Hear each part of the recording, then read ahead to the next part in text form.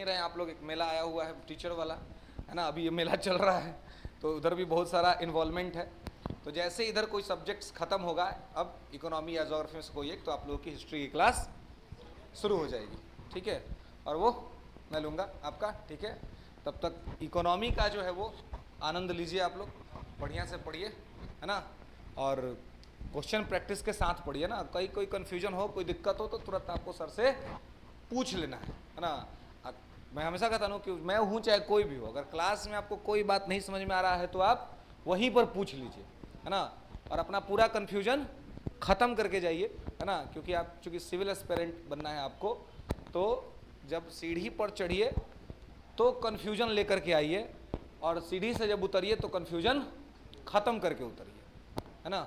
तो ये आपकी अपनी भी रिस्पॉन्सिबिलिटी होनी चाहिए कि हम उसी हिसाब से अपने आप को तैयार करें, और इकोनॉमी में भी आपको उसी प्रकार का सारा वो जो है वो स्ट्रेंथ मिलेगा, कहीं किसी प्रकार की कोई शिकायत का मौका आपको नहीं मिलेगा।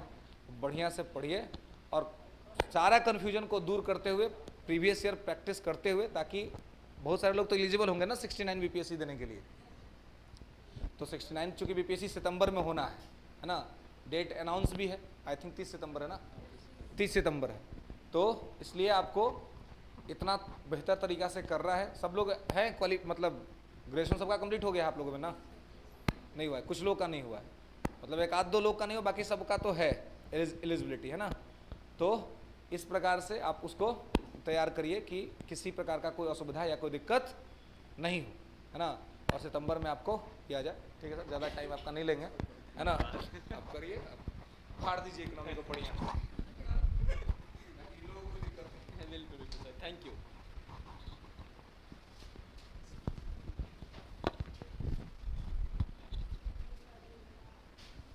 क्या हुआ? पहला क्लास आपने पढ़ा था, समझ में आया था ना जी?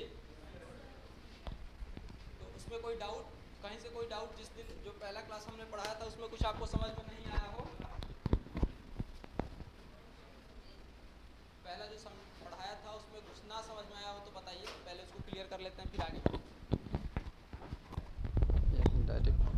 आवाज़ आ रहा है ना सबको? बताइए, जो पहला पढ़ाया था उसमें से कुछ आपको समझ में नहीं आया हो तो। क्या हो गया? गर्मी हो रहा है? ज़्यादा हो रहा है? पीछे एसी तो लगा ही है। पहला से सारा चीज़ क्लियर है? बिल्कुल। प्रीवियस ईयर आपने देखा था, मैंने बोला था कि आपको इंट्रोडक्शन ऑफ इकोनॉमिक्स में प्रीवियस ईयर देखना है, देखा था आपने? क्वेश्चन बन रहा था या नहीं? कोई क्वेश्चन फंसा? देखे ही नहीं? अब वाह, हाँ देखे थे इकोन, अच्छा बुक ही नहीं है आप लोगों के पास, गूगल कर लेते यार, गूगल। हाँ? पूछता नहीं है, प्री में नहीं पूछता है, बट जो मेंस का क्वेश्चन होता है जीएस पेपर 1 में, जो पॉलिटी से क्वेश्चन ज़्यादातर आ रहे होते हैं और करंट से, वो रिलेटेबल होते हैं इकोनॉमिक्स से, ध्यान रखिएगा। आप इकोनॉमिक्स को मेल्ट नहीं करिएगा, मज़ा नहीं आएगा। इकोनॉमिक्स को मेल्ट कर दीजिएगा, आपका जो आंसर लिखने का तरीका भी बदल जाएगा, और इम्पैक्ट ऑफ द आंसर भी बदल जाएगा।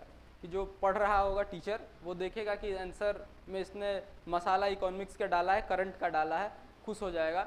जहाँ आपको 30 नंबर मिलना था वहाँ 38 नंबर मिलेगा। तो ओवरऑल आपका तो यही है ना ध्येय कि हमें सक्सेस होना है। प्री दे दिए, मेंस में अच्छा नहीं किए तो क्या फ़ायदा? दोनों ठीक करके चलना है ना। प्री तो आपको बस एक बैरियर है, पार कर जाना है, मेंस में ही खेलना है तरीके से। तो मेंस में खेलने के लिए आपको तरीके से जानना होगा, पहला बात। दूसरा बात कि जो ट्रेंड बदल रहा है, अभी देखा आपने कि मतलब जो मेरा प्रिडिक्शन है कि 15 क्वेश्चन आएगा इस बार बीपीएससी में, देख लीजिएगा आप लोग। इकोनॉमिक्स से 15 क्वेश्चन आएगा, लिख लीजिए, हम अभी बता रहे हैं, देख लीजिएगा पेपर आएगा तो 15 से कम नहीं आएगा। करंट, हाँ करंट और इकोनॉमिक्स का मेल्ट होगा, 5-6 क्वेश्चन ऐसे होंगे जो करंट और इकोनॉमिक्स दोनों का मेल्ट होगा। बजट से ही 7-8 आ जाता है। तो बजट आप यदि सिर्फ करंट से रिलेट करके पढ़ेंगे तो पूरा नहीं बनेगा आपसे बजट। रट लीजिएगा, कितना रट लीजिएगा आप? रेंडमली मान लीजिए कि आप रोड पे चल रहे हैं, 50 आदमी आपसे मिलेंगे, 50 आदमी याद होते हैं? नहीं। लेकिन जिन 4 आदमी को आप पहले से जान रहे होते हैं, वो मिलता है तो याद हो जाता है, हाँ ये मिला था, वो मिला था। तो यही इकोनॉमिक्स का और करंट का खेल है। यदि आप इकोनॉमिक्स के स्टैटिक सेक्शन को पढ़ लीजिएगा तो करंट का जो खेल है वो अच्छे से खेल लीजिएगा। समझ पा रहे हैं आप लोग? क्योंकि आप तभी कर पाएंगे जब पहले से जान रहे होंगे। कि बजट डेफिसिट क्या है, फिजिकल डेफिसिट क्या है, CRR क्या होता है, तब आपको बहुत आसानी से याद हो जाएगा कि CRR 4.4% चल रहा है, क्योंकि आप पहले से जाने रहते हैं कि एक कैश रिजर्व रेशियो है ना। उसी तरह GDP, GNP ये सब आप जानते हैं, फैक्टर कॉस्ट क्या होता है, मार्केट प्राइस क्या होता है, ये सब हम बताएंगे। अभी तो हम ये बता रहे हैं कि पढ़ना है कैसे, पिलर तैयार कर रहे हैं, फिर आगे हम लोग बढ़ेंगे, है ना। और टॉपिक बोला था मैंने, अरे एक सेकंड, सिलेबस बोला था मैंने। एक पेन ड्राइव पड़ा हुआ है ऊपर जैसी के काउंटर पे, पेन ड्राइव। हाँ हाँ, मैंने पेन ड्राइव कल उन्होंने लगा के रख दिया है, उसमें मेरा सिलेबस पड़ा हुआ, ब्लैक होगा, लेते आइएगा, करा देते हैं। आज पहले सिलेबस ही आपको डिस्कस करा देते हैं, कैसे पढ़ना है, क्या पढ़ना है, फिर आप उसके बाद तैयार कर लीजिएगा एक अपने माइंड में, कैसे माइंड मैप तैयार कर लीजिएगा कि क्या क्या पढ़ना है और कैसे पढ़ना है। अच्छा, किसी ने कल ये भी बोला है कि हमें सर हिंदी में नहीं बोलते हैं, नहीं पढ़ाते हैं। परसों हमारे फर्स्ट क्लास के बाद किसी ने बोला है, आप ही बोले थे। तो आपको जो हिंदी टर्म नहीं समझ में आया ना, आप हमसे पूछ लिया कीजिए, नहीं समझते हैं आप, हम पूरा हिंदी में पढ़ाएंगे ना, तो दावे के साथ कह रहे हैं 90% लोगों को समझ में नहीं आएगा। 2 से 3 सब्जेक्ट ऐसे हैं, इकोलॉजी, इन्वायरमेंट और एक इकोनॉमिक्स। आप बायोलॉजी, हाँ बायोलॉजी भी कह सकते हैं, हालांकि बायोलॉजी फिर भी चल जाता है, क्योंकि बायोलॉजी में ज़्यादातर सेक्शन जो होते हैं वो बॉडी से रिलेटेड होते हैं, तो रिलेट करके आदमी जान जाता है। लेकिन इकोनॉमिक्स, इकोलॉजी और इन्वायरमेंट 3 सब्जेक्ट ऐसे हैं कि यदि आपने इंग्लिश नहीं जाना, इंग्लिश के टर्म को नहीं जाना तो नहीं जानेंगे। और आप इकोनॉमिक्स वर्ड भी देख रहे हैं क्या है, ग्रीक वर्ड है ओक्योनॉमिक्स, देखा है आपने, वहाँ से बना इकोनॉमिक्स। और इकोनॉमिक्स से हमने समझने के लिए उसका मतलब अर्थशास्त्र बना दिया है। कोई इंग्लिश का वर्ड जो हिंदी होता है ना, आप यदि जान रहे होंगे, नहीं, अब फिलॉसफी ऑप्शनल तो किसी का नहीं है ना, कोई व्यक्ति जिसका फिलॉसफी ऑप्शनल होगा, फिलॉसफी जो पढ़ा होगा उससे पूछिएगा, ज्ञानी व्यक्ति होगा तब, ऐसे नहीं। किसी भी इंग्लिश वर्ड का हिंदी जो किया जाता है एग्जैक्ट नहीं होता है, वो रिलेटेबल वर्ड होता है, समझ रहे हैं आप, रिलेटेबल। इसीलिए हमारी हिंदी पीछे रह गई। हिंदी पीछे नहीं है, हिंदी पीछे किया गया है, बहुत कॉन्स्पायरेसी के साथ किया गया है। हिंदी को पीछे करने के पीछे लॉजिक ये है कि लोगों ने ये सोचा उस वक्त कि जो इन्वेंशंस हो रहे हैं, जो नए नए चीज़ आ रहे हैं, उसको नए नए सब्जेक्ट में ला दो।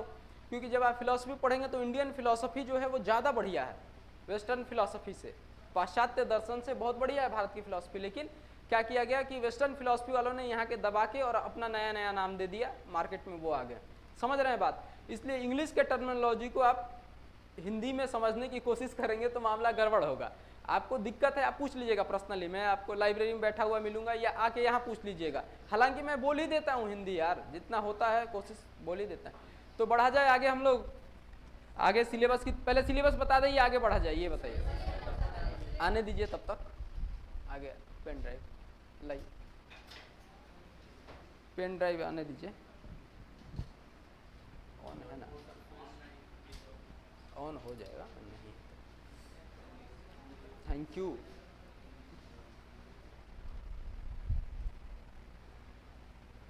सिलेबस में बता देता हूँ कैसे कैसे पढ़ना है। और अच्छा, इसमें किसी ने बीपीएससी का मेंस लिखा है, प्री क्वालिफाइड है कोई नहीं अभी? जो क्वालिफाइड होता तो मैं बता, हाँ प्रेशर है कौन है? अच्छा बस कहाँ रख, उनसे क्या पूछे हम, वो सब जानते सिलेबस। एक सेकंड, नोट्स क्या होता है बताइए। ये यूपीएससी वाले लोगों के लिए है, बीपीएससी वाले लोगों के लिए अलग है।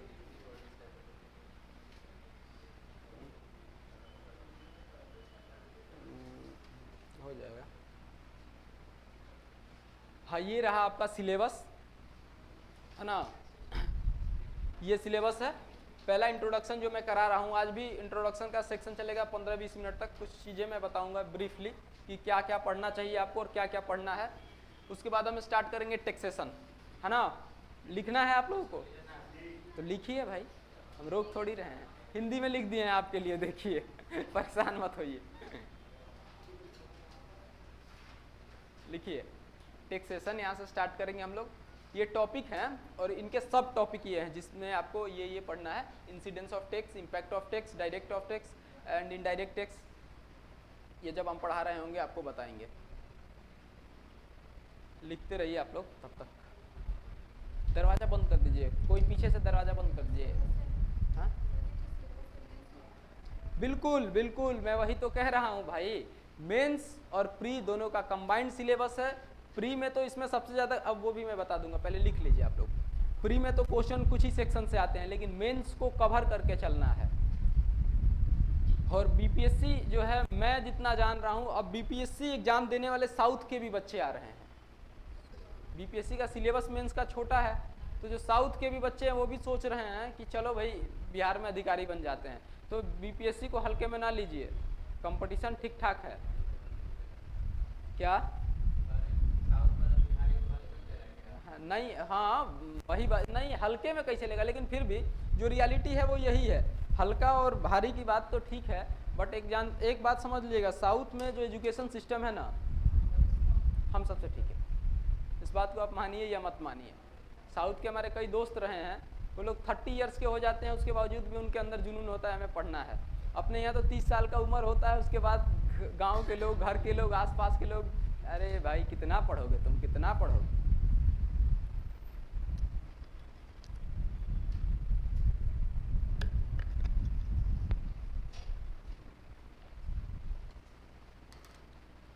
हो जाएगा तो बताइएगा, आगे करते रहेंगे।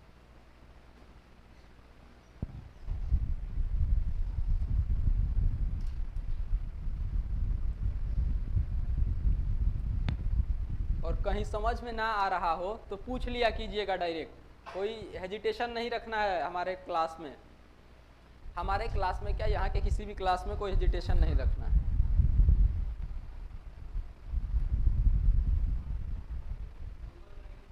ऊपर करें, वाह, लीजिए ऊपर कर दें, कर दिया मैंने। अच्छा, आपको मन हो कि इसमें से कोई टॉपिक पहले पढ़ना है तो भी बता दीजिएगा, हम वो पहले पढ़ा देंगे, दूसरे को बाद में पढ़ा देंगे। बजट पहले पढ़ाएं क्या? पक्का? ठीक है, बजट ही आज, बजट ही स्टार्ट कर देते हैं।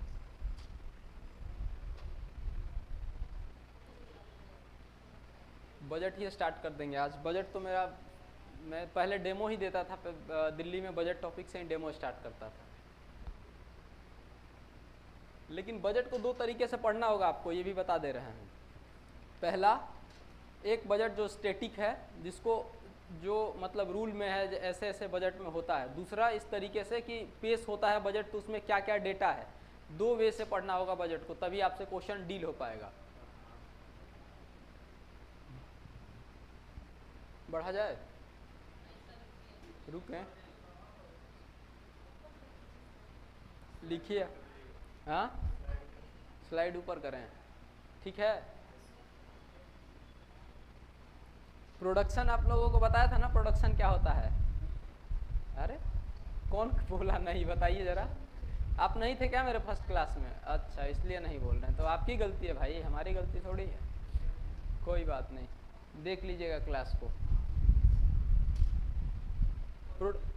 प्रोडक्शन और प्रोडक्ट में अंतर है, ध्यान रखिएगा।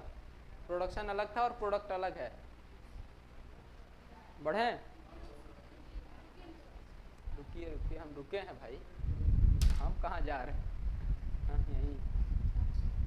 आज क्राउड कम लग रहा है पिछले क्लास से।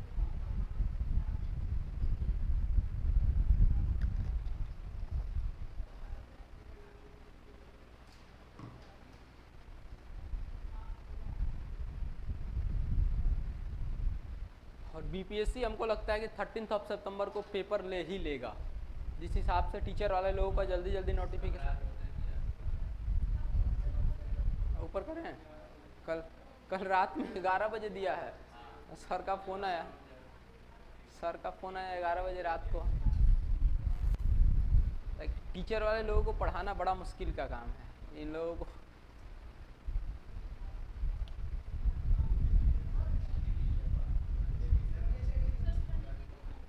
गुरुजी लीजिए लो।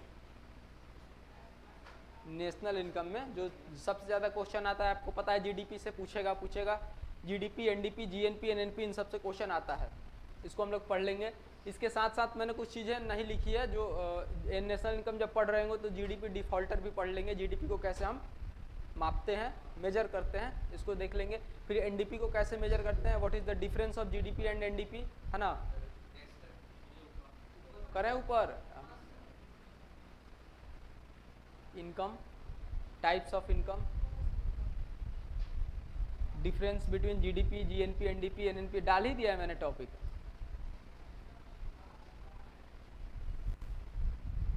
और ये मैंने खुद से बनाया है आप लोगों के लिए, मेरे हाथ का तैयार किया हुआ नोट्स है ये। मैं सोच रहा हूँ कि आप लोगों के लिए एक नोट्स भी तैयार कर दूं मैं, टाइपिंग करा के फॉर्मेट वाइज।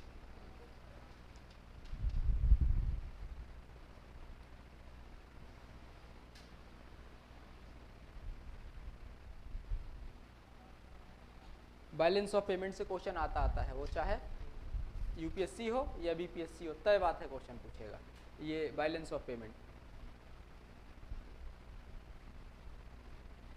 डिवैल्यूएशन जानते हैं आप लोग, डिवैल्यूएशन क्या होता है? हाँ? नहीं, विमुद्रीकरण को डिमोनेटाइजेशन बोलते हैं, डिवैल्यूएशन अलग होता है जब पैसे की वैल्यू गिर जाती है मार्केट में। और मुद्रास्फीति, हाँ मुद्रास्फीति कह सकते हैं। आगे बढ़ाएं। फैक्टर कॉस्ट और मार्केट कॉस्ट के बारे में पता है? अच्छा, इसका हिंदी तो नहीं बताना पड़ेगा भाई, पूछ लीजिएगा, हम बोल देंगे।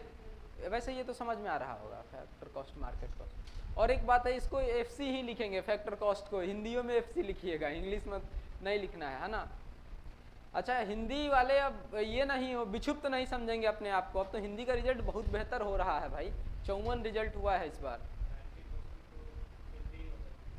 बीपीएससी में तो होता ही है, यूपीएससी की बात कह रहे हैं कि बीपीएससी में नहीं। दुर्भाग्य ये हो जाता है कि टॉप रैंक, टॉप 10 के अंदर ही हिंदी वाले कम आते हैं बीपीएससी में। आगे बढ़ा जाए? नहीं सर, एकदम रुके हैं हम सर।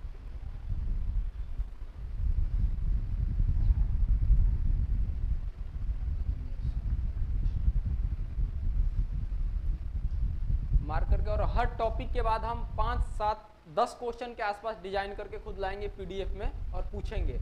बताना आप लोगों का होगा, आप लोगों को होगा कि टॉपिक के बाद समझ में आया ही या नहीं।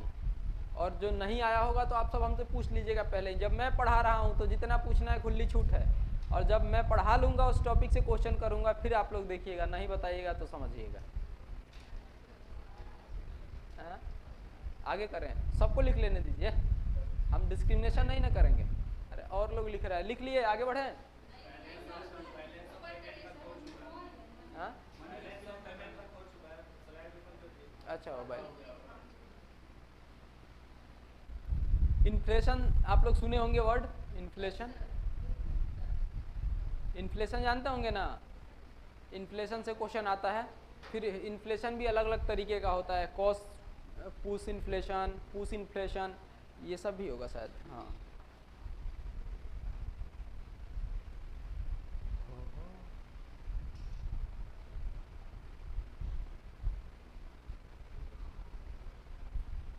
ये WPI मैंने खुद से ये डिजाइन किया है, होल प्राइस इंडेक्स। हाँ बताएंगे जब पढ़ रहे होंगे, सब अभी बता देंगे, मिक्स हो जाएगा। होल प्राइस इंडेक्स, WPI और CPI होता है, कॉस्ट प्राइस इंडेक्स, होल। आगे बढ़ा जाए। टॉपिक ज्यादा है तो परेशान मत होइएगा, ये सब टॉपिक है। अरे लिख, आज आप लोग आधा क्लास इसी में मत निकाल दीजिए। हैं? अरे सिलेबस नहीं, ये सब टॉपिक है, नहीं समझे वो। हाँ 10-10 मिनट में खत्म हो जाएगा एक, लेकिन ये आपको समझना है। क्या हो गया? अरे ये 10-10 मिनट में एक टॉपिक छोटा छोटा खत्म हो जाएगा, लेकिन हमने इसलिए कर दिया है कि आपको आसानी हो। कॉपी में एक पेज के ऊपर लिख के और आराम से, और हो सकता है कि मान लीजिए कोई टॉपिक इसमें से मेरे से छूट भी गया तो आपको याद है गूगल करके या कहीं से आप देख के तैयार हो जाए। नहीं तो वैसे मोटा मोटी टॉपिक तो हम 5-7 टॉपिक में बना देंगे, लेकिन ऐसे ये गलत बात है ना। हमारे कहने का मतलब कि आपका भला हो, आपका रिजल्ट हो। कैसे होगा रिजल्ट? आप जब बढ़िया तरीके से सिलेबस को समझेंगे। और सिलेबस को नहीं समझना, कितना भी ज्ञानी व्यक्ति हो उसका रिजल्ट फंस जाता है, एक बात जान लीजिएगा। कितनों ज्ञानी व्यक्ति हो, सिलेबस को नहीं समझा तो फंसेगा उसका मामला। सिलेबस देख के डर मत जाइएगा लोग, इतना बड़ा है। हाँ क्या? कंज्यूम प्राइस इंडेक्स, इन्फ्लेशन का ही पार्ट है ये, इन्फ्लेशन का ही पार्ट है, वो गलती से टाइप कर दिए हैं, देखने में स्ट्रक्चरल इन्फ्लेशन दिया हुआ है, इन्फ्लेशन का ही पार्ट है। हाँ करें ऊपर, ये 10 मिनट में ख़त्म हो जाएगा, लेकिन ये बताएंगे कि ये इन्फ्लेशन कब आता है, cost push inflation, demand push inflation कब आता है, जब मार्केट में डिमांड बढ़ जाता है, और मार्केट में डिमांड बढ़ जाता है। इधर देखिए आप लोग, ये सब 10-10 मिनट में ख़त्म हो जाएगा, लेकिन आप समझ लीजिएगा तो आपके लिए फ़ायदा होगा।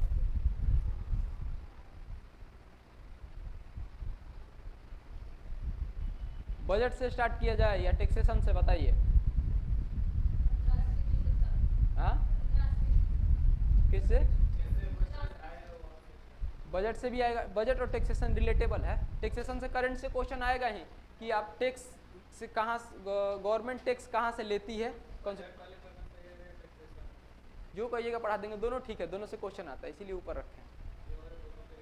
हम सोच रहे ये रहते हैं कि बजट को लास्ट में पढ़ाते हैं, क्योंकि एग्जाम नियर बाई होगा, एग्जाम नियर बाई होगा, करंट को भी ऐड कर देंगे, 3-4 घंटा में बढ़िया से बढ़ा देंगे, स्टैटिक भी समझ में आ जाएगा। ये हम कोशिश 10 दिन नहीं, ज़्यादा जाएगा, 15 दिन में पूरा निपटा देंगे। हाँ 15 दिन के अराउंड खींच देंगे पूरा, बीपीएससी के लिए हम बता रहे हैं। और हालांकि उसके बावजूद भी यदि आप मेंस का पूरा सिलेबस करिएगा, मेंस राइटिंग करिएगा सोचने के लिए, तो टाइम लगेगा। या आप ऐसा कर लीजिए कि 15 दिन में हम सिलेबस निपटा देंगे, मेंस राइटिंग करना है तो क्वेश्चन उठा के लिख के, वैसा मिलेंगे ही यहाँ पे, आप हमसे दिखा सकते हैं, सजेशन ले सकते हैं कि सर इसमें और क्या खुरापाती करना है, मतलब और क्या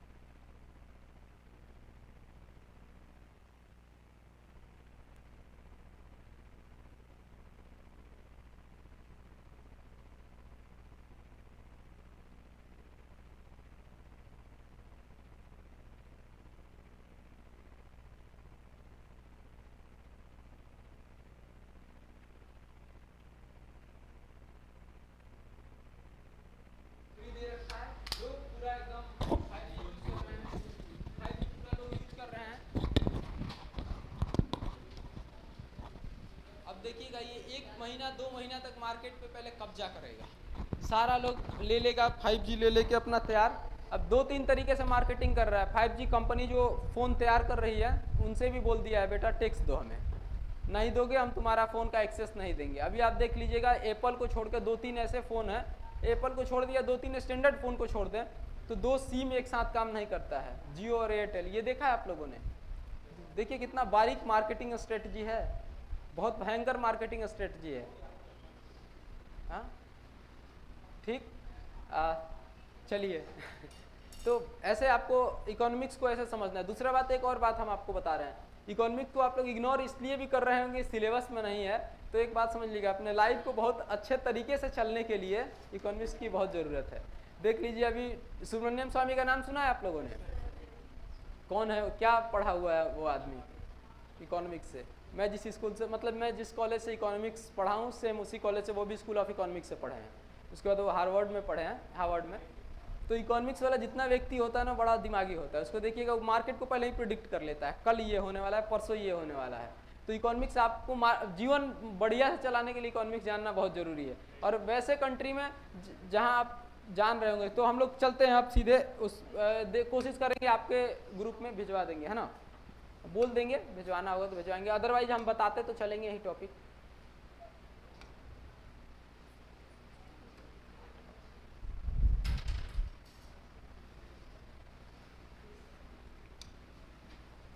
कल जो मैंने इंट्रोडक्शन कराया था उसमें कुछ सेक्शन बच गया था, है ना, तो आ जाते हैं वहीं पे, पहले सेक्शन कर लेते हैं, उसको कंप्लीट कर लेते हैं समझने के लिए अपने इकोनॉमिक्स को, कि इकोनॉमिक्स मिक्स्ड इकोनॉमी जो है अपने भारत में आया कैसे। क्योंकि जब आप हिस्ट्री में भी लिख रहे होंगे और अर्थव्यवस्था की बात आएगी, 1947 के आसपास का क्वेश्चन पूछेगा तो वहाँ इसको मेंशन करना होगा।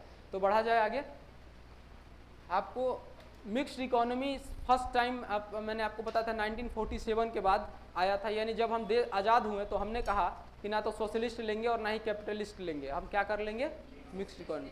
फिर इस कॉन्सेप्ट को लाया किसने, किसने बताया ये?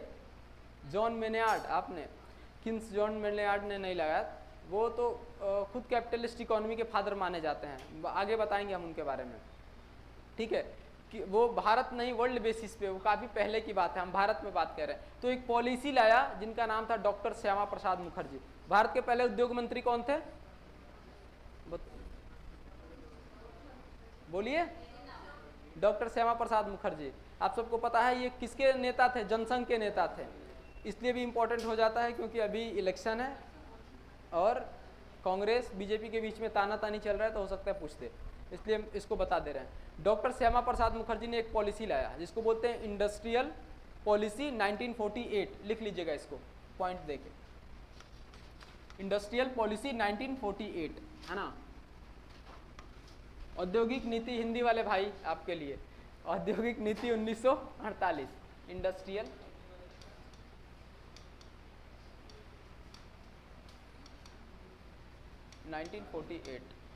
आपको जान के ये बात शॉक्ड होगा कि अभी भी अपनी इंडस्ट्री जो काम कर रही है उसका बेसिक पिलर यही है।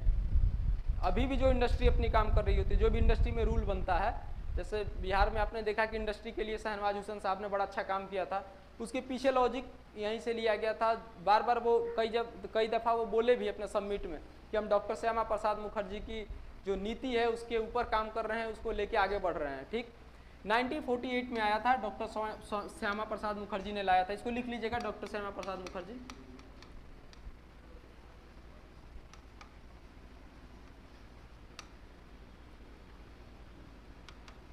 इंग्लिश समझ में आ रहा है ना मेरा भाई?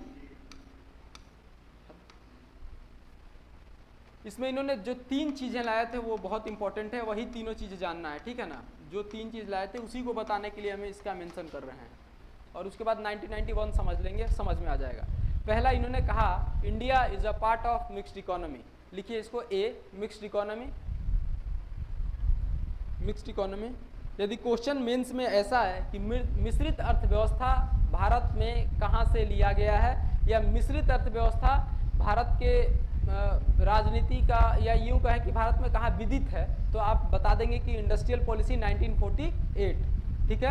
यदि क्वेश्चन मेंस में आए तो, या मेंस में औद्योगिक नीति से कोई क्वेश्चन आता है तो आप तारीफ करते हुए ये लिख देंगे कि डॉक्टर श्यामा प्रसाद मुखर्जी भारत के एक ऐसे नेता थे जिन्होंने भारतीय औद्योगिक नीति 1948 लाया, जिसमें उन्होंने बताया कि भारत की अर्थव्यवस्था को व्यवस्थित तरीके से चलाने के लिए, मतलब हेल्दी वे में चलाने के लिए मिश्रित अर्थव्यवस्था की आवश्यकता है। ठीक है, देखिए मेंस में आप ऐसे लिख सकते हैं। दूसरा इन्होंने क्या कहा, इन्होंने कहा क्लोज्ड इकोनॉमी, पहला मिक्स्ड मार्केट, यही समझाने के लिए हमने क्लोज्ड इकोनॉमी, यही समझाने, यानी बंद अर्थव्यवस्था, इकोनॉमी, यही समझाने के लिए मैंने इतना भूमिका बनाया है। ठीक है,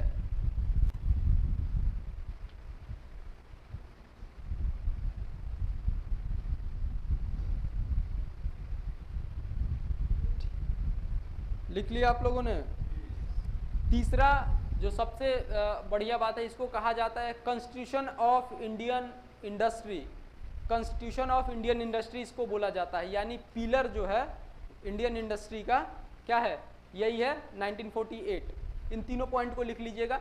मेंस में जहां मौका मिलेगा मेल्ट कर देना है, घुसा देना है। जैसे आप पॉलिटिकल साइंस का भी क्वेश्चन लिख रहे हैं और औद्योगिक नीति से रिलेटेड है या इंडस्ट्री से रिलेटेड है, वहाँ जहाँ मौका मिले स्टार लिख के और हाईलाइट करके इसको डाल दीजिएगा। तो टीचर को क्या लगेगा, जो मेंस कॉपी चेक कर रहा होगा उसको लगेगा कि भाई लड़के के पास ओवरऑल हर सब्जेक्ट का नॉलेज है, इसलिए ये इकोनॉमिक्स का भी पार्ट बना दिया है ना।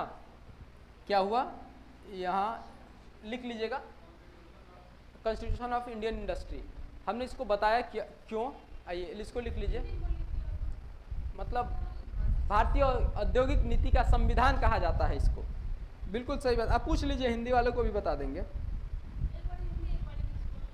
बोल ही देते हैं, लेकिन अब ऐसे ऐसे टर्म को क्या ही बोला जाए।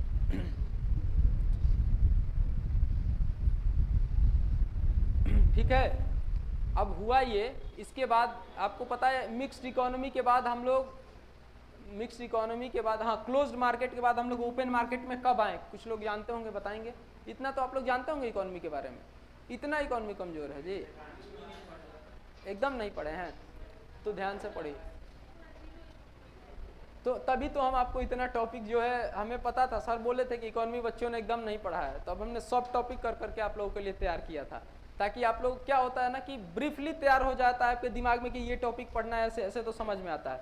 आइए आगे बढ़ते हैं हम लोग। क्लोज्ड इकोनॉमी के बाद बीच में 4-5 औद्योगिक नीतियाँ आई जो आपको जानने की जरूरत नहीं है। यूपीएससी यदि आप देते तो आपको पढ़ना होता वहाँ पे, इसमें पीसीएस में, मतलब बीपीएससी में तो खास तौर पर नहीं पूछता है। फिर आया 1991 का एक समय, आप सब जानते हैं 1991 वाला समय, हाँ लिखिए, औद्योगिक नीति 1991, इंडस्ट्रियल पॉलिसी 1991। समय 1991 में ऐसा आया कि भारत में मात्र 15 दिन के लिए रिजर्व पैसा बचा हुआ था। परिस्थितियां बहुत खराब थी, पूरा विश्व का हर देश रिसेशन से गुजर रहा था, मंदी से गुजर रहा था, इतना बुरा हाल था कि किसी भी देश के पास 1 महीने तक का रिजर्व नहीं बचा था। लेकिन उस वक्त हमारे यहाँ कौन थे, मनमोहन सिंह। मनमोहन सिंह को इस बात की, मतलब इस बात के लिए चाहे कि जितना भी तारीफ कर लीजिए कम है, क्योंकि वो बंदा उस वक्त, और मनमोहन सिंह के बारे में थोड़ा बहुत बता दें आपको कि मनमोहन सिंह एकमात्र भारतीय ऐसे व्यक्ति हैं जिन्होंने अपने दम पे भारत से बाहर जाके ऑक्सफोर्ड में पढ़ाई की।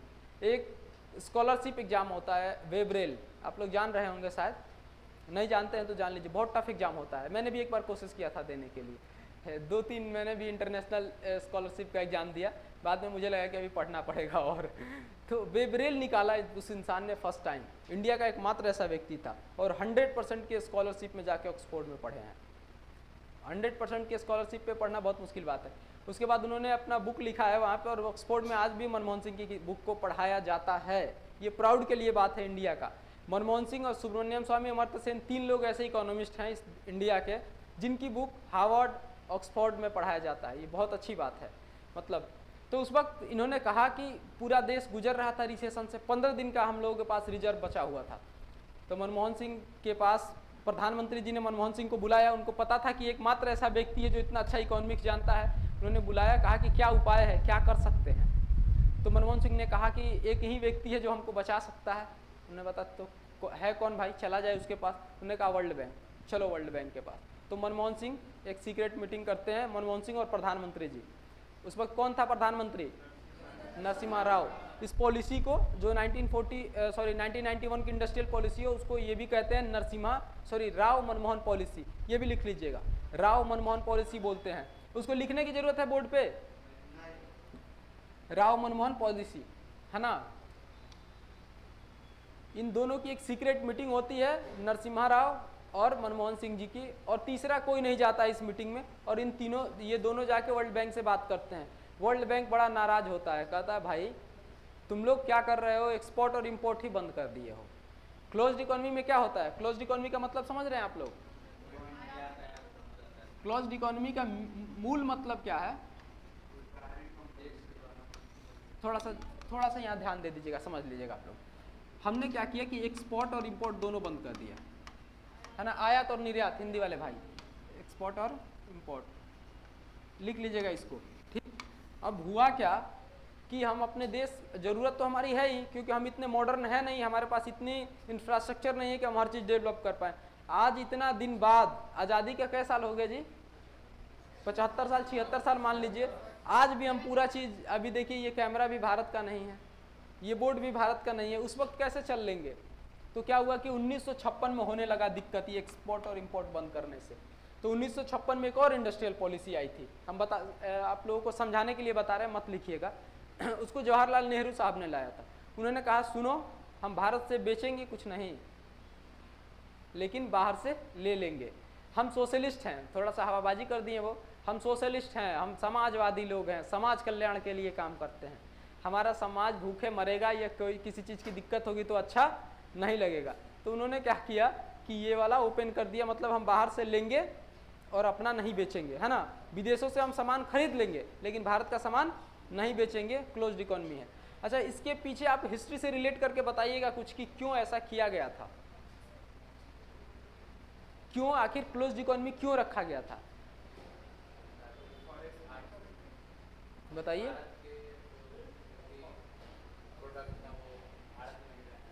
ठीक है, ये बात तो है, लेकिन मेन लॉजिक क्या होगा? आप हिस्ट्री के तरीके से सोचिए थोड़ा। हिस्ट्री आप लोग पढ़े हैं, पॉलिटी तो पढ़े होंगे, ये तो जानते होंगे कि अंग्रेजों ने रूल किया था इंडिया में, जानते हैं। दिक्कत ये होता है, गांव में एक कहावत कहा जाता है कि मुंह चाय से जर जाता है तो छाछ भी फूंक के पिया जाता है। हुआ क्या था कि जब अंग्रेज हमारे यहाँ आए थे, वो क्या करने आए थे? व्यापार करने आए थे। इंडस्ट्रियों के थ्रू ही तो इन्होंने इन्वेस्ट किया था अपने यहाँ, और बाद में क्या किया, पूरे मार्केट पे कब्जा कर लिया, पॉलिटिकल सिस्टम पे भी कब्जा कर लिया। अभी भी इंडिया के लोगों के मन में ये डर था, गलत नहीं किया गया। ये क्लोज्ड इकोनॉमी करने के पीछे रीजन ये था कि डर था इंडिया के लोगों में कि भाई ऐसा ना हो कि हम ओपन करें मार्केट और विदेशी कंपनियां आएँ और हमारे मार्केट को हाइक कर ले। हाँ, समझ गए।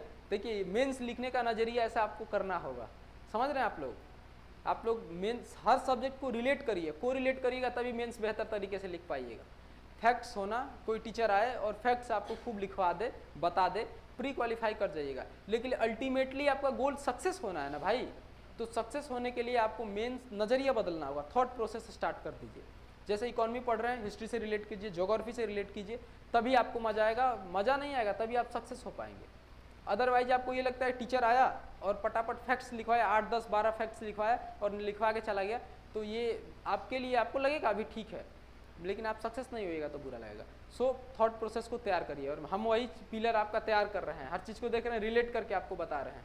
हो सकता है आपको बोरियत लगे, हो सकता है आपको ये लगे कि समय ज़्यादा लग रहा है, लेकिन यदि आप रिलेट नहीं करेंगे तो बाबू मेंस नहीं लिखेंगे। ये हम रियलिटी बता रहे हैं। और रिलेट हम इसलिए भी ज़्यादा कर पाते हैं कि हम लॉयर, एक तो लॉ किए हैं, दूसरा इकोनॉमी किए हैं, तो हम सब्जेक्ट को रिलेट कर पाते हैं। और दूसरा बात, तीसरा कहीं ना कहीं मेरा मेंस नहीं निकलने का कारण ये था कि हम उस वक्त इसी हवाबाजी में 10 कोचिंगों का नोट्स पढ़ लिए, मतलब वही 4 कोचिंगों का नोट्स पढ़ लिए, फैक्ट्स बहुत हो गया, पर अपना थॉट प्रोसेस तैयार नहीं हुआ। और जो मेंस में राइटिंग चेक करने वाले लोग होते हैं, वो ये देखते हैं कि बच्चे का अपना स्किल क्या है, समझ गए ना, इसी से आपका काम बनेगा। तो थॉट प्रोसेस तैयार करिए, आप लोग इसको रिलेट कर करके चीज़ों को समझिएगा। अब हुआ क्या कि 1956 में जब दिक्कत होने लग गया तो जवाहरलाल नेहरू साहब आए और उन्होंने कहा कि भाई हम अपने लोगों का दिक्कत तो नहीं देख सकते हैं। तो उन्होंने उठाया और नया नीति लाया 1956 की इंडस्ट्रियल पॉलिसी में। इसको लिखिएगा मत, लिखने की कोई ज़रूरत नहीं है, लेकिन समझने का ज़रूरत है। जब ज़रूरत होगा आपको मेंस में लिखने का तो ज़रूर लगा दीजिएगा कि हम भारत, ये पूछेगा कि भारत क्लोज्ड इकोनॉमी क्यों था, या ये बंद अर्थव्यवस्था आज़ादी के समय के, आज़ादी के बाद भारत को बंद अर्थव्यवस्था रखने की ज़रूरत क्या थी। ऐसा कोई भी टॉपिक आए तो वहाँ आपको लिखना होगा कि भारतीय लोग पहले से ही प्रताड़ित थे, गांव में कहा जाता है, ये कोटेशन मार दीजिएगा, कोई दिक्कत नहीं है कि चाय से मुंह जले तो छाछ फूंक के पीना चाहिए, इतना लिख दीजिएगा तो उनको ये समझ में आ जाएगा टीचर को कि भाई लड़का इकोनॉमी भी अच्छे से जानता है। उसके बाद वहाँ लिख दीजिएगा कि ये जो मैंने बताया रीजन। अच्छा, 1956 में क्या हुआ?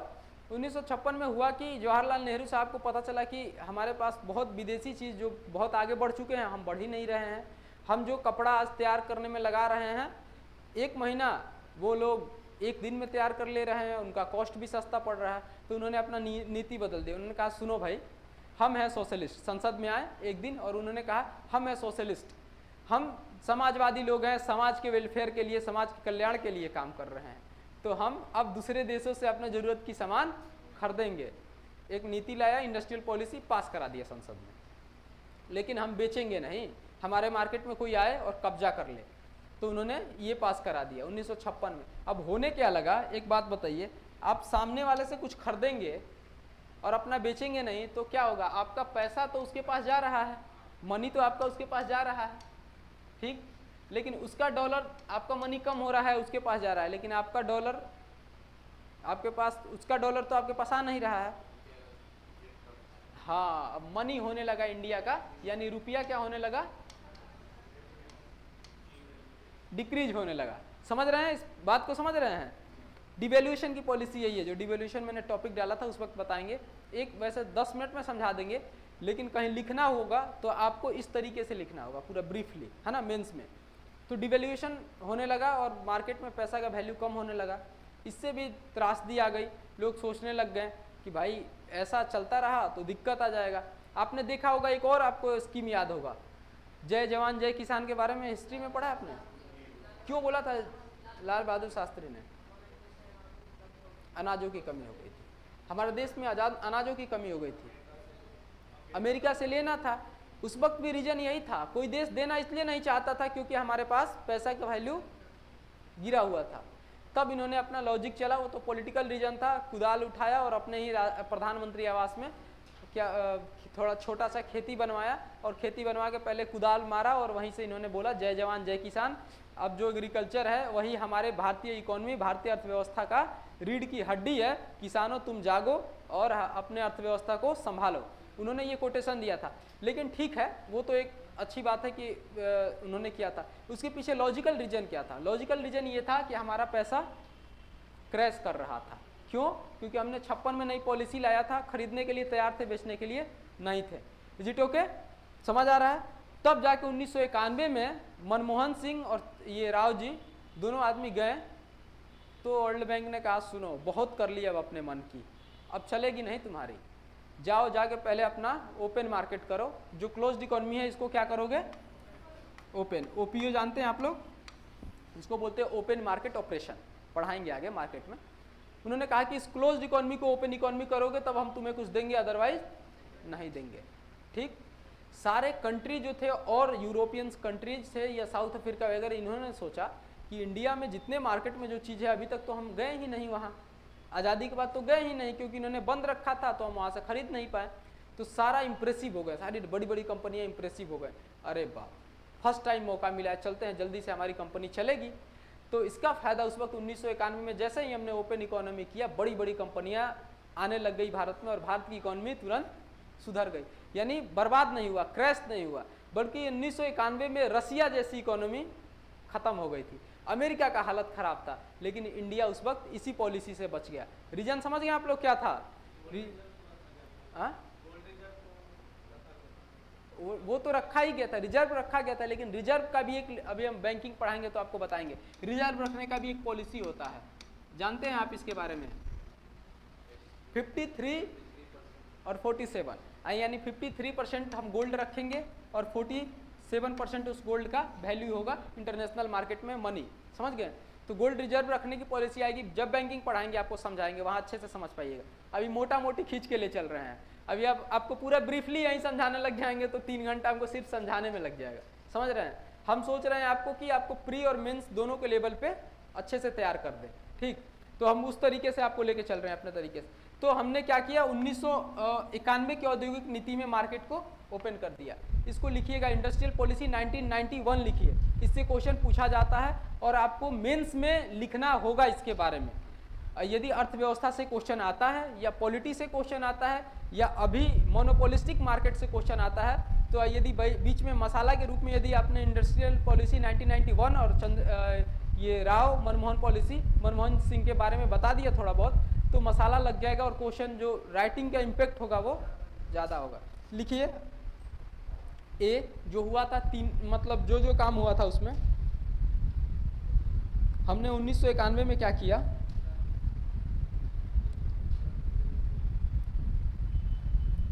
ओपन मार्केट इकोनॉमी कर दिया। ओपन मार्केट इकोनॉमी,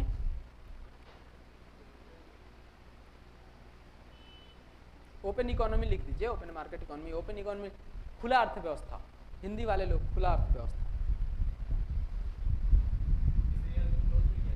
हाँ, क्लोज तो स्टार्टिंग में ही कर दिया था, 1948 में जो आया था, 1948 में जो पॉलिसी आया था उसी में ही कर दिया था। अब हम इसके बारे में बता रहे हैं। आइए, इसमें किया क्या गया, सरकार ने कहा कि ठीक है वर्ल्ड बैंक तुम्हारे आपकी बात तो हम मान रहे हैं, आप हमें कर्ज दे दो और इंडस्ट्रियों को आने की अनुमति दे दो, लेकिन एक बात है, हमारी देश की अर्थव्यवस्था के साथ हमारी देश का जो नैतिकता है वो ना बिगड़े, इसलिए हम कुछ इंडस्ट्रियों को बैंड करेंगे कि वो हमारे यहाँ ना आए। वो कौन कौन सी थी, लिखिएगा। बैंड इंडस्ट्री इंग्लिश वाले लिख लेंगे, पॉइंट देके बैंड इंडस्ट्री, हिंदी वाले लिख लेंगे बैंड को क्या मतलब, प्रतिबंधित, प्रतिबंधित इंडस्ट्री, गुड, प्रतिबंधित उद्योग। हाँ, ओपन मार्केट के बाद इसमें जो पूर्ण काम हुआ था, पहला टोबैको इंडस्ट्री। हाँ, टोबैको आप लोग जानते हैं ना, अल्कोहलिक इंडस्ट्री, मतलब अल्कोहल मतलब क्या बोलते हैं, नशीला पदार्थ बनाने वाली औद्योगिक उद्योग, उसको भी बैंड किया सरकार ने। सरकार ने कहा कि ये जो इंडस्ट्री चलेगी वो कोई बाहर से आके नहीं बनाएगा तंबाकू, यहाँ पे हमारी अनुमति से चलेगी, बाहर के लोग नहीं चलाएंगे। टोबैको इंडस्ट्री लिख लिया आपने, अल्कोहलिक इंडस्ट्री लिख लिया, और लिखिए एक्सप्लोसिव इंडस्ट्री। एक्सप्लोसिव, एक्सप्लोसिव समझ रहे हैं ना, क्या बोलते हैं, हाँ बारूद। अब कोई बाहर से आके हमारे यहाँ बम बनाने लग जाए और कल प्रधानमंत्री को ही धमकी देते, सुनो इतना बना लिए हैं, हिसाब में रहो वरना फोड़ देंगे यहीं से। तो एक्सप्लोसिव इंडस्ट्री को भी सरकार ने कहा कि पूरा कंट्रोल हम करेंगे, इस पे किसी का नहीं चलेगा। बोलिए सेकंड, स्टार्टिंग से बोलिए। देखिए, कुछ इंडस्ट्रियों को हम समझा ही देते हैं।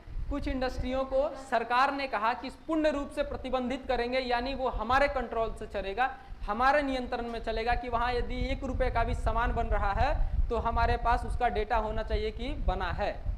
वो 5 इंडस्ट्रियाँ थी मुख्य रूप से। वो पहला टोबैको इंडस्ट्री, टोबैको मतलब तंबाकू उद्योग, ताकि यदि तंबाकू भी डेंजरस तरीका से बना दिया जाए तो ड्रग्स का काम करता है, जानते होंगे आप लोग तो इसके बारे में। दूसरा एल्कोहल इंडस्ट्री, एल्कोहल को क्या बोलेंगे हिंदी में,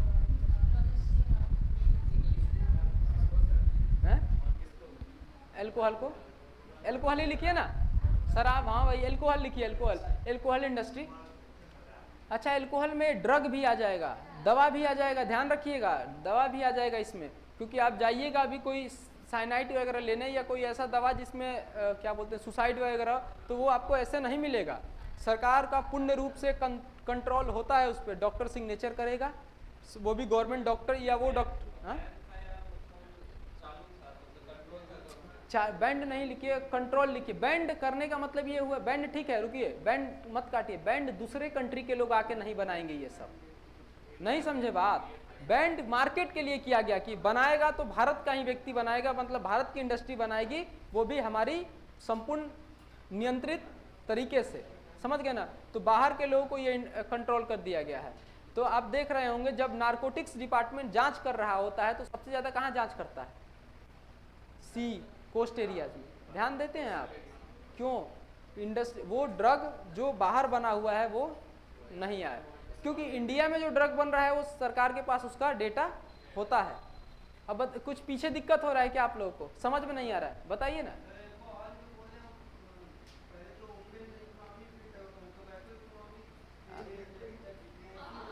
अच्छा, आप ना टोबैको इकोनॉमी नहीं है।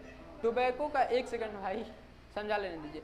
टोबैको जो है ना, तंबाकू, वो सरकार ने कहा, वर्ल्ड बैंक ने जब कहा कि आप सभी चीज़ों के लिए अपना बाजार खोल दीजिए कि बाहर के लोग आ जाएं, यहाँ से खरीद लें और बेच लें, तो उन्होंने कहा, सरकार ने कहा कि ठीक है हम खोल देंगे, लेकिन हम अपने नैतिकता को ध्यान रखने के लिए, अपने नागरिकों का स्वास्थ्य का ध्यान रखने के लिए कुछ इंडस्ट्रियों को बाहरी लोगों के लिए बैंड करते हैं। तो उसमें टोबैको इंडस्ट्री को बैंड कर दिया गया।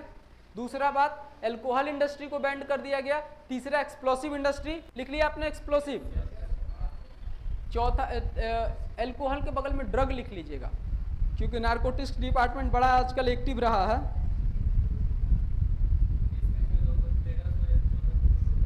हाँ वही तो कह रहा हूँ मैं, तभी तो रिलेटेबल कर रहा हूँ यहाँ से कि आप यदि मेंस में ये इसको डालिएगा, नाम नहीं लेना चाहिए किसी का। आगे लिखिए, डेंजरस केमिकल इंडस्ट्री या हार्मफुल केमिकल इंडस्ट्री, यानी वो केमिकल्स जो हार्मफुल हैं। बहुत उम्दा लेवल के आजकल केमिकल्स बनते हैं, यदि छोड़ दिया जाए तो इंसान निकल जाएगा, कुछ दूर पे ही छोड़ दिया जाए तो इंसान इतना दूर से मर जाएगा। तो उसको इन्होंने कहा कि ऐसा ना हो कि उसको लोग गलत तरीके से यूज करें, इसलिए वो सिर्फ हम भारत की सुरक्षा के लिए बनाएंगे, ना कि बाहर का कोई कंपनी आके बनाएगा। 4 लिखवा दिया ना। 5वां लिखिए जो सबसे इंपॉर्टेंट है, डिफेंस इंडस्ट्री। अब बंदूक आके कोई बाहर की कंपनी बनाएगी तो मामला ही गड़बड़ हो जाएगा, पता चले डेटा चुरा के बेचने लग जाए। बेचा तो अब भी जाता है, लेकिन सरकार का अपना प्रयास था, हालांकि इस प्रयास की तारीफ करनी चाहिए। अच्छा, इस 5 इंडस्ट्री को उन्होंने कहा कि इंडियंस बनाएंगे, और वो तब बनाएंगे जब भारत सरकार उनको लाइसेंस देगी।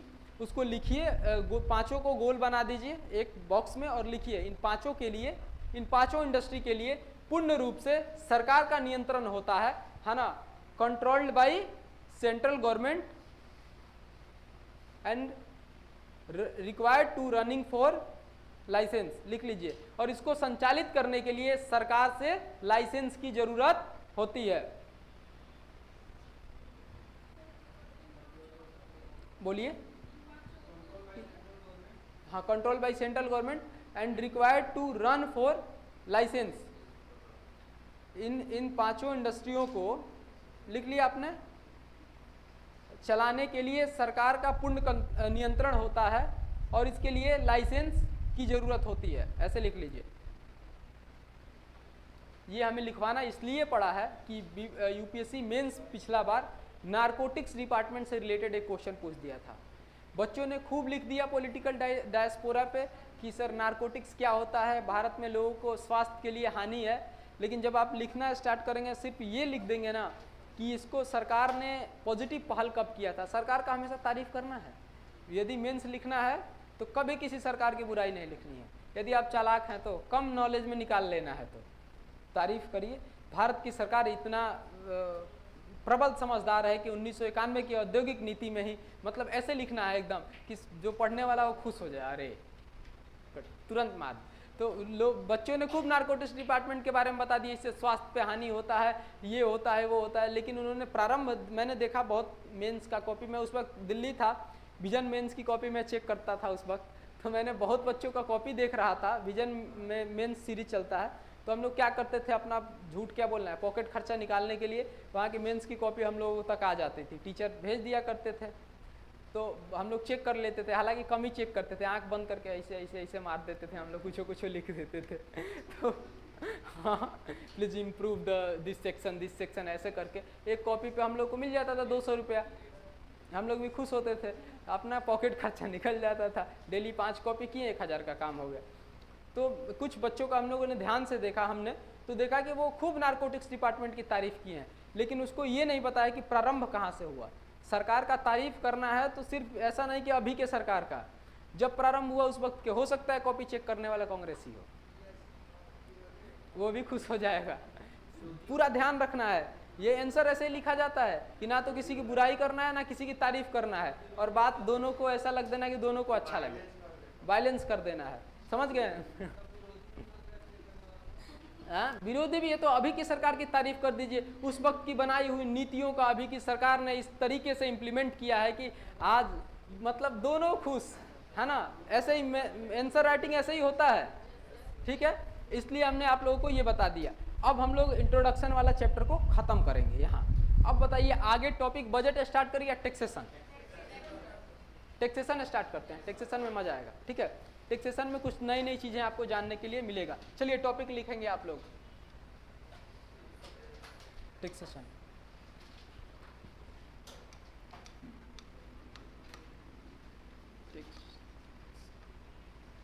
टैक्सेशन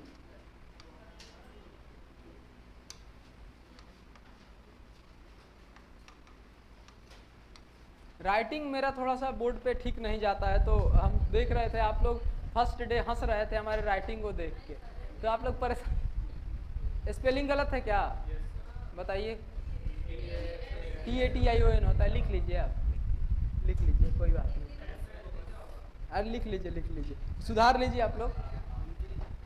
हिंदी को भी टैक्सेशन लिखिएगा, हिंदी में मत सुधारिएगा, टैक्सेशन ही लिखिए,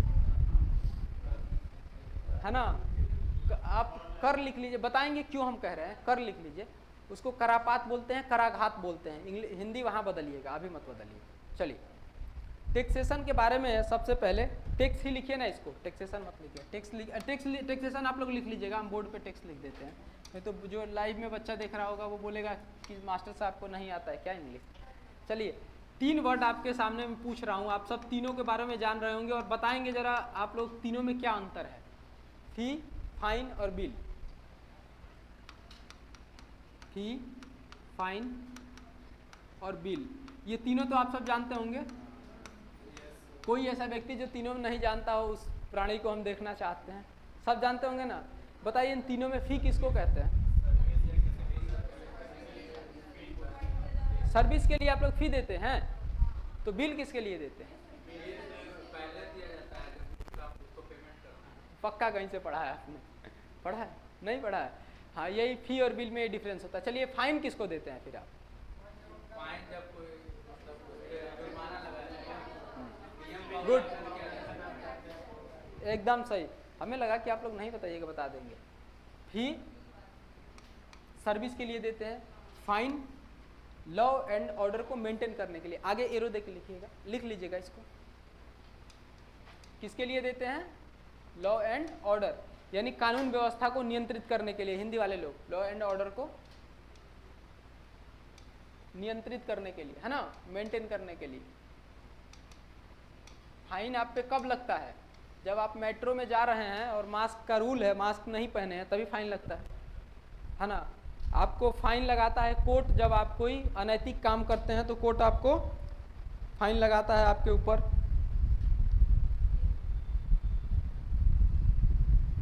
ठीक है। अब ये दोनों फी किसके लिए देते हैं आप? सर्विस के लिए। फी और फाइन में क्या बिल में क्या अंतर है? बिल आप बिजली का कब जमा करते हैं? After service. लिखिए, आगे काम आएगा इसीलिए हमने लिखवाया इसको। जब आप लोग बजट पढ़ेंगे तो आपको यहाँ देखने को मिलेगा कंसोलिडेटेड फंड में फी, बिल, फाइन सब, ये बिफोर सर्विस। हिंदी सबका बोल रहे हैं, परेशान नहीं होइए। और जाके मत बोला कीजिए आप लोग कि सर इंग्लिश में पढ़ाते हैं, हिंदी में नहीं। देखिए फी लिख लीजिए, फी को फी ही लिखेंगे हिंदी में भी। लिख लीजिएगा सर्विस से पहले एरो देके, सेवा लेने से पहले आप पैसा देते हैं उसको फी बोलते हैं। ठीक है, हिंदी वाले लोग लिख लीजिए।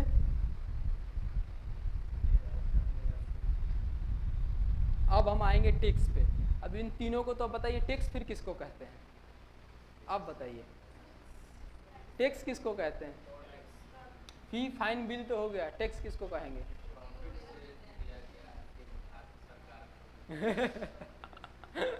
चलिए लिखवाते हैं, इसको समझ लिए, हिंदी वाले लोग लिख लिए और लिखवाएं।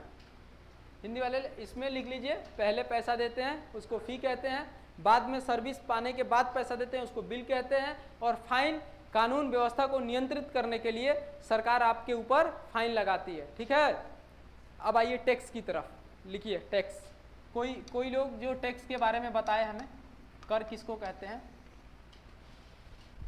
बताइए जरा टैक्स के बारे में। एक इन्होंने तो बताया है, अच्छा बात है, आपका प्रयास बहुत अच्छा है। और कोई बताए जरा, बताइए, अरे बताएं, खुली छूट है बताने के लिए, बोलिए। चलिए लिखिए, tax is a compulsory payment, पहले लिखवा के फिर आपको बताते हैं। टैक्स, हाँ हाँ बिल्कुल हिंदी में बोलेंगे, कैसे कैसे नहीं बोलेंगे।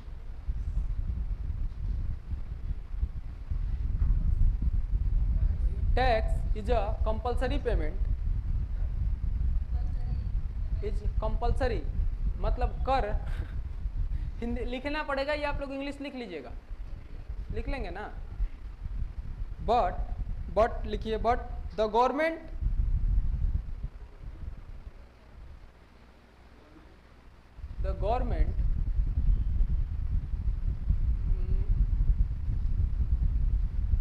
Give without demand, the government give without demand, या government to give without demand. आप सरकार को टैक्स देते हैं तो सरकार को कुछ डिमांड करते हैं क्या, फी तब दे रहे हैं वो, हाँ ठीक है, सिक्योरिटी आपके लिए स्पेशल तो नहीं होता ना, या आप ऐसा है कि इंडस्ट्री को हटाइए ना, इंडस्ट्री के लिए हम बताएंगे इंडस्ट्री टैक्स क्या होता है, हम बता रहे हैं आपको, समझा देंगे, हैं बता रहे हैं वही हिंदी में। टैक्स कर नहीं समझ रहे हैं, मतलब टैक्स सरकार के हाँ वही ना, सरकार लगाती है, क्यों सरकार जब लगाती है तो ये तय तो नहीं करते कि आप ज़्यादा दिए हैं तो हम आपको बेहतर सुविधा देंगे, कम दिए हैं तो इनको कम देंगे, ऐसा आप मांग करते हैं क्या आप, कोई नहीं समझे बात।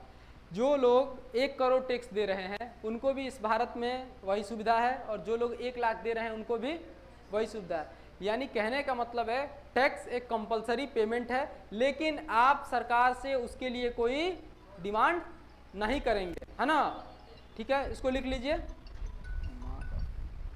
टैक्स एक कंपलसरी, हिंदी वाले कंपलसरी पेमेंट है, लेकिन हाँ अनिवार्य है, पूरा ख्याल रख रहे हैं आप। एक दिन हाँ मैं ना टीचर वाले बैच में लाइव ले रहा था, सर बोले हैं कि रंजीत सर बोले कि आपका इंग्लिश ठीक है तो आप इंग्लिश भी बच्चों को पढ़ा दीजिए।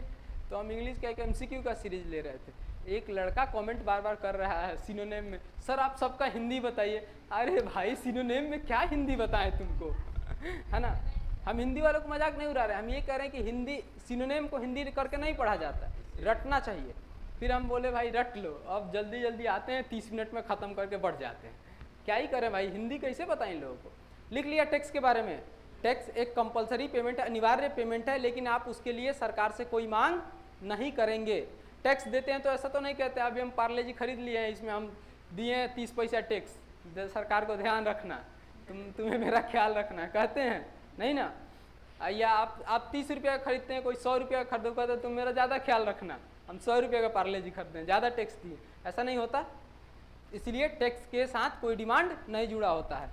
अब आइए लगाते हैं, क्या टैक्स जब कानून आया या इंडस्ट्रियल पॉलिसी आया या आज़ादी हुआ तभी था या इसके पहले भी था टैक्स?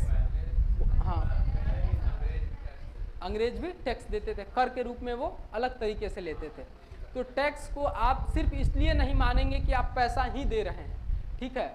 आपको एक केस हम बता रहे हैं, समझिएगा। हाँ 3 कठिया प्रणाली भी था, तो 20/3 याद होगा। BPSC तो अच्छा आपका हो जाएगा, BPSC एकदम याद रटे हुए हैं BPSC 3 कठिया प्रणाली। थोड़ा सा यहाँ से एक मेंस में लिखने के लिए हम कुछ बता रहे हैं। एक क्या बता रहे थे यार, एक केस हुआ था, हाँ अभी रिसेंटली एक केस हुआ था, उस केस में क्या नाम है इसका, सलमान खान को जानते होंगे आप लोग, तो आप जानते ही होंगे। नहीं, वो वाला हिट एंड रन केस वाला में,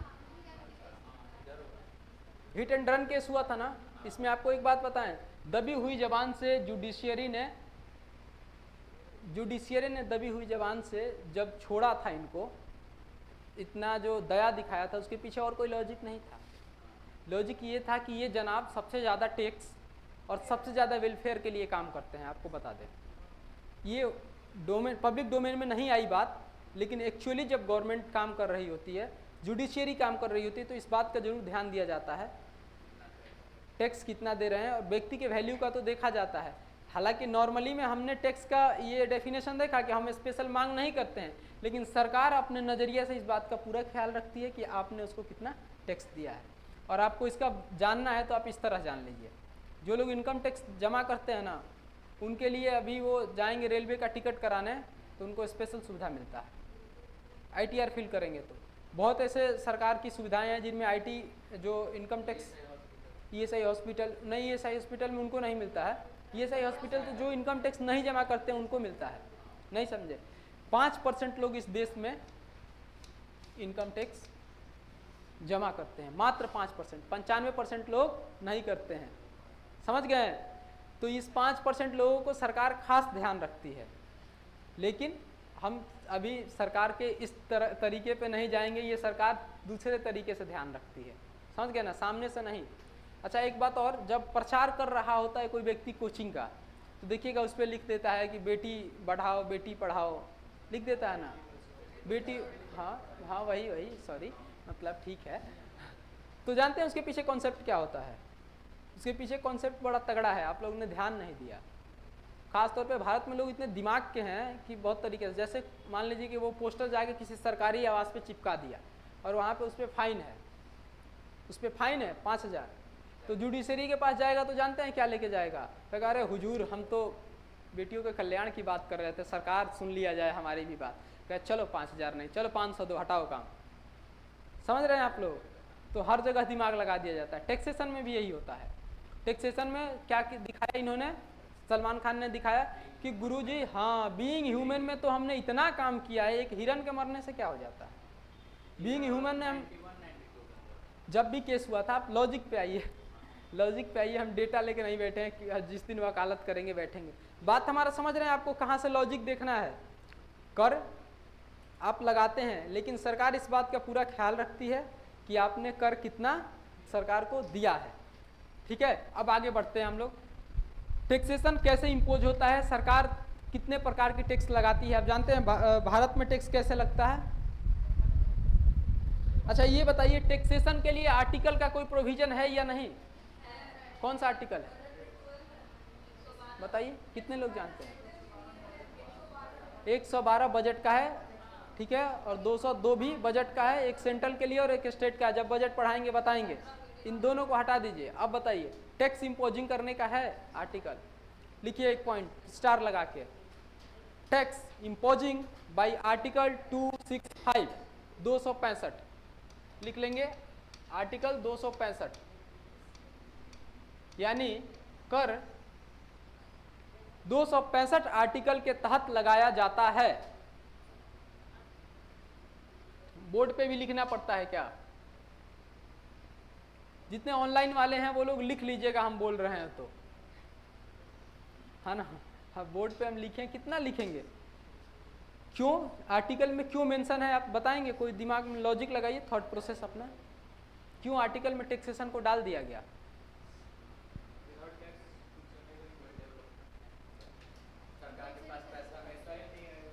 हाँ वो तो है ही, वो तो लॉजिक है, लेकिन आर्टिकल में क्यों लगाएगा?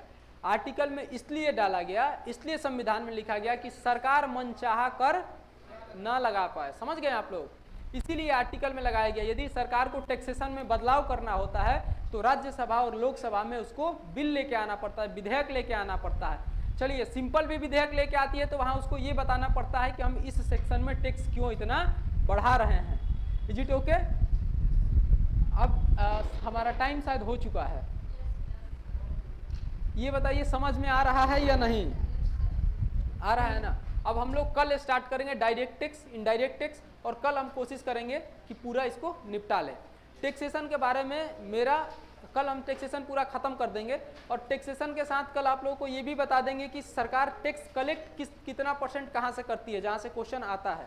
ठीक है, और यदि 30 सितंबर के पहले आ जाएगा तो बजट जो आया है इसी हिसाब से वो डेटा होगा, तो हम कल ही निपटा देंगे ये वाला बात। यदि आगे होता तो हम बाद में बताते हैं। और दूसरा बात ये कि यदि आपके पास कोई बुक है, यदि आपके पास कोई इकोनॉमी के लिए कोई डेटा है तो आप उसको पढ़ के आएंगे, क्वेश्चन लेके आएंगे। हमें अच्छा नहीं लगता आप लोग क्वेश्चन नहीं पूछते, तो क्वेश्चन पूछा कीजिए लेके आके, गूगल करके निकाल लीजिए, आप लोग PDF मिल जाएगा उसका, इकोनॉमी का घटना चक्र का, समझ गए, और वहाँ से क्वेश्चन देख लिया कीजिए, तो आपको ज़्यादा कनेक्टेड फील करेंगे। अभी यदि आपने क्वेश्चन कर लिया तो आपको याद हो जाएगा, और बाद में करेंगे तो समझ में नहीं आएगा, फिर कहेंगे सर टीचर कैसा पढ़ा के चला गया, सर कैसे पढ़ा के चले गया। नहीं, प्रैक्टिस कर लीजिए। अभी क्या, अभी टैक्सेशन चल रहा है, पूरे टैक्सेशन के टॉपिक को आप प्रैक्टिस कर लीजिए। दूसरा बात कि टैक्स सबसे ज़्यादा सरकार कहाँ से पाती है, ये सब क्वेश्चन आता है। सर सेंट्रल गवर्नमेंट सबसे ज़्यादा टैक्स कौन से सेक्शन से लाती है? अरे भाई सेक्शन बताइए, टर्शियरी सेक्टर हमको पता है, टर्शियरी सेक्टर से, हाँ सर्विस टैक्स से। अब सुन लीजिए बदल गया है, जीएसटी से कितना परसेंटेज बताइएगा? 29%। 29% यहीं से उठाया जाता है। 18% पहले होता था, वो वैट था, वैट 18% होता था, 18-19 के आसपास आता था, 17 के आसपास में। लेकिन कई टैक्सेस को मर्ज कर दिया जब से जीएसटी में, तब से जीएसटी नंबर 1 पे है, ध्यान रखिएगा, है ना। हाँ सब आ जाएगा, जीएसटी में सारे टैक्स आ जाएंगे।